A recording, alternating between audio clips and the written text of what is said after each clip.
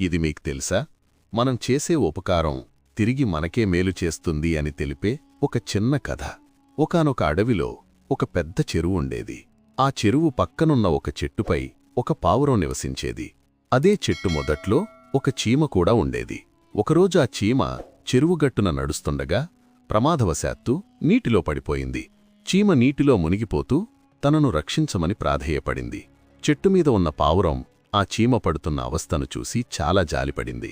వెంటనే పావురం ఒక పచ్చని ఆకును కోసి చీమ దగ్గర నీటిలో పడేసింది.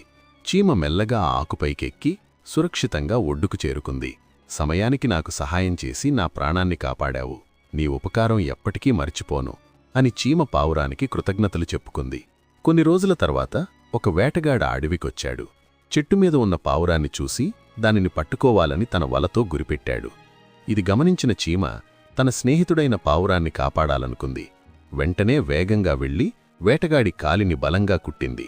వేటగాడు నొప్పితో గట్టిగా అరిచాడు. ఆ శబ్దానికి పావురం అప్రమత్తమై అక్కడి నుండి ఎగిరిపోయింది.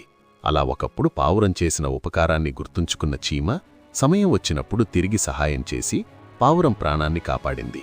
ఈ కథలోని నీతి: మనం ఇతరులకు చేసే మేలు ఎప్పుడూ వృధాపోదు. మనం చేసే ఉపకారం తిరిగి మనకే రక్షణగా నిలుస్తుంది. ఈ వీడియో మీకు నచ్చితే సబ్స్క్రైబ్ చేయడం మర్చిపోకండి. మరియు లైక్ చేసి షేర్ చేయండి. కామెంట్స్లో మీ అభిప్రాయాన్ని తెలియచేయండి.